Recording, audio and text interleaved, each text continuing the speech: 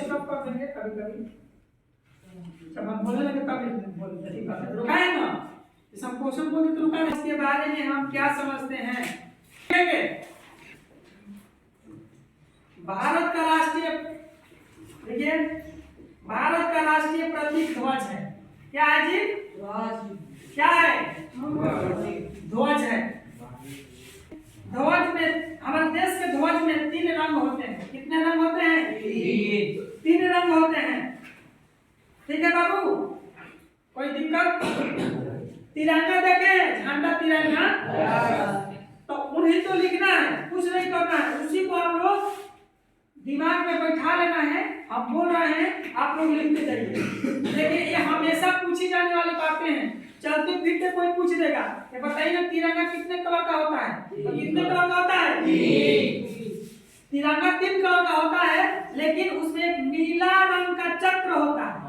कैसा? नीला रंग का चक्र होता है, जिसमें 24 तिलियां होती है। सबका अलग अलग प्रतीक होता है। ठीक है, जैसे केसरिया का अलग प्रतीक है, सफेद का अलग प्रतीक है, और हरा का अलग प्रतीक है। ठीक उसी तरह चक्र का भी अलग एक माने हैं। ठीक है, जैसे चक्र का होता है कि दिन के 24 घंटे के प्रतीक है। ठीक है, आप सुने होंगे, कहा जाता है और कहता है चक्र हमारा कदम कभी ना भूलेगा। बताया जाता है कि नहीं बताया जाता है? हम लोग जब गाना या राष्ट्रगीत गाते हैं ना, गान उसमें कहते हैं, राष्ट्रगीत में कहते हैं, गान में नहीं। हम जो पढ़ रहे हैं और पूछ रहे कभी कभी आप लोगों को जानकारी है कि नहीं है? राष्ट्रीय गान में तो नहीं कहा जाता है, राष्ट्रगीत में कहा जाता है।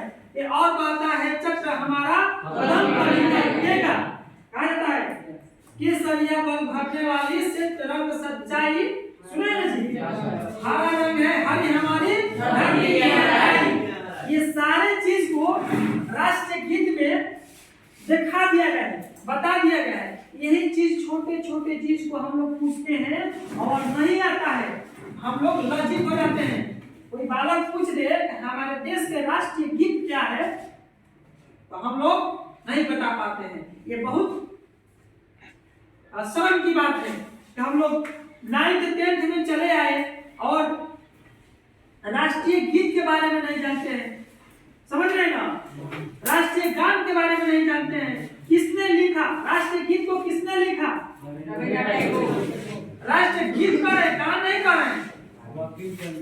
बंकिम चंद्र चटर्जी जी ने क्या किया? राष्ट्रीय गीत को लिखा। राष्ट्रीय गान को किसने लिखा?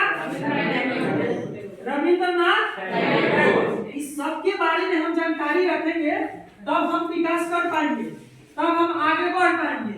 और जो हम पढ़ा रहे हैं, ये हमेशा हर जगह हर व्यक्ति कोई पूछ सकता है।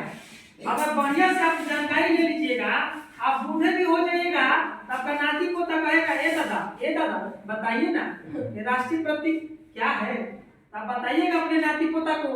तो देखिए बाबू, राष्ट्रीय प्रतीक क्या है? अपने देश का ध्वज है, जिसमें 3 कलर होते हैं, उसमें चक्र होती है जिसमें 24 तिलियां होती है।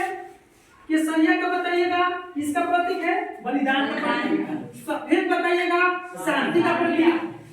हरा जो है सबसे निचले स्तर पर, उसको क्या बताइएगा? धरती की अंगाई, सुने ना, जो अपने देश की हरियाली है उनके प्रतीक है। जो चक्र है नीला है, 24 घंटा का प्रतीक है। सिंपल तरीका में बताइएगा। जब आप पढ़िएगा, जानकारी रखिएगा, तब। अगर आप ऐसा नहीं करते हैं तो बाबू आप लोगों को दिक्कत तो है। छोटी छोटी बातों में छोटे छोटे बालक पूछ देंगे, आप नहीं बताएंगे और बता देगा, आपको आ जाएगा अपने पिताजी से, आप ही के पापा से। ये बताइए भैया क्या पढ़ते हैं, चाचा क्या पढ़ते हैं? एक छोटा सा सवाल नहीं बता पा रहे हैं। फिर बाबूजी खिसिया देंगे, आप पढ़ाइया बंद करा के खेती में लगा देंगे। दिमाग में रखिएगा, समझ रहे हैं ना बाबू? तो लिखने का